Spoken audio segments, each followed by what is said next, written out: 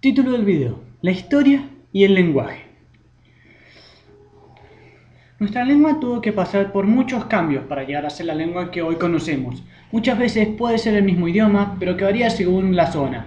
Una de estas características puede ser el acento. Ejemplo, como habla un mendocino, decir las palabras con doble L o Y, y la diferencia de cómo lo pronuncia un porteño.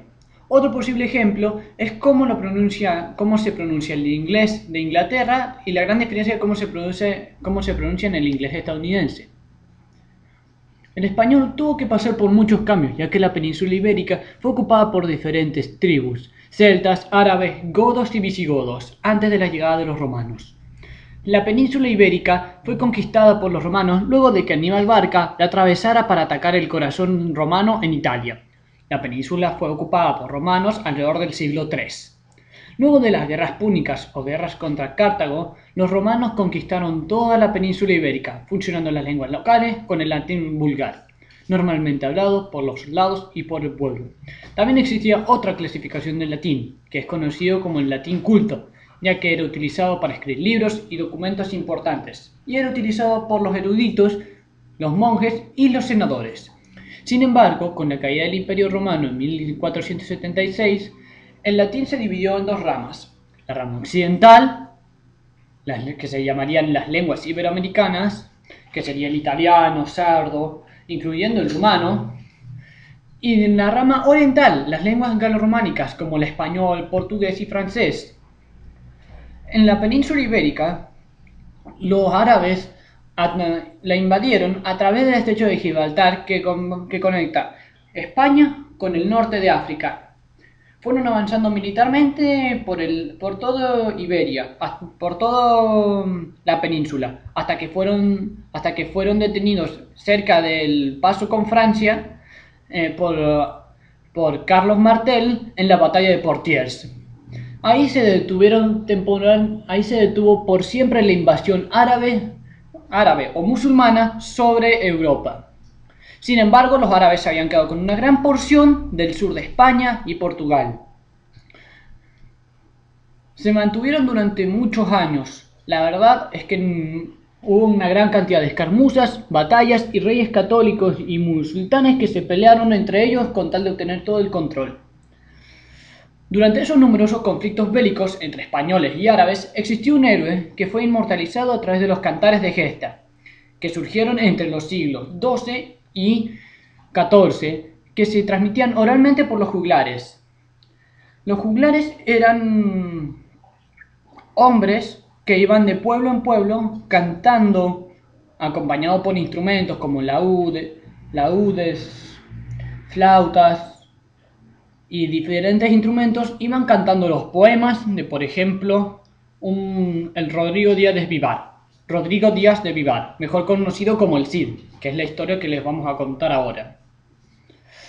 Rodrigo Díaz de Vivar, o mejor conocido como el Cid Campeador, un caballero que fue desterrado por su rey, Alfonso VI, por dudar de su honor.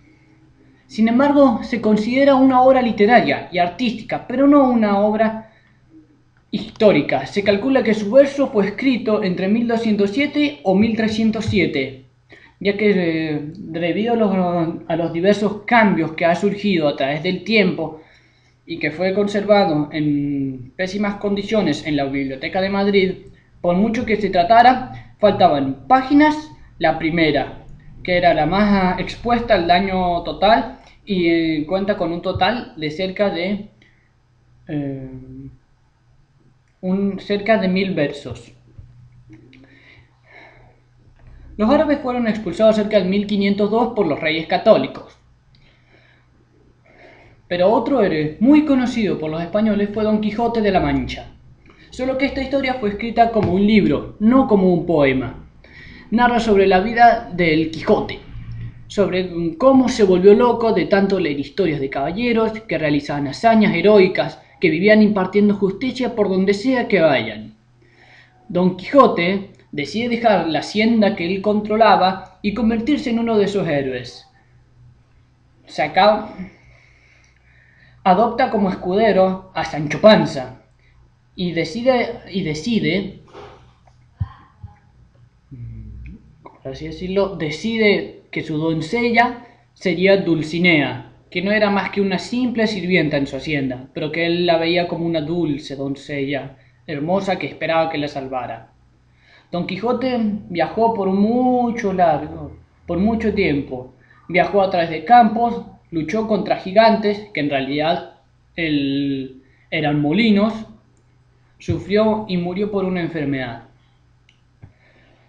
En cuanto al autor, lo que podríamos decirnos fue...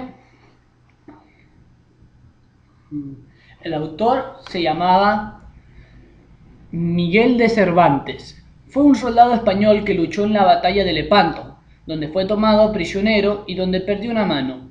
Escribió la primera parte de la obra en prisión antes de ser liberado, pero aún así fue muy conocido ya que fue una obra muy importante artísticamente.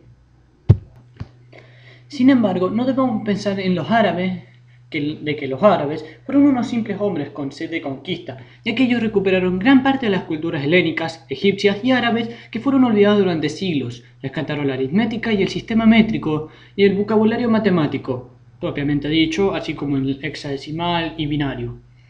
Fueron unos grandes maestros en la cultura y en la adivinación por las estrellas. Bueno, ahora vamos a hablar de cómo se... Con el descubrimiento de América en 1502 por Cristóbal Colón, el español se expandió a un nivel mayor que por haber descubierto un nuevo continente, tenía derecho a sus riquezas y sus nuevos territorios. Con la nueva conquista española el lenguaje se volvió a fusionar con los idiomas locales, saliendo así un español distinto por cada región.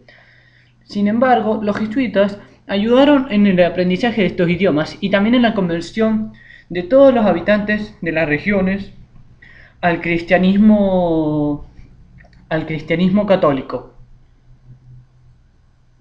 Es todo lo que tengo para decir. Sin embargo, a través de los años, el español, nuestro lenguaje actual, aún continúa evolucionando a través de grandes distancias. Aún así, como por ejemplo, entre la zona de México y Estados Unidos, hay mucho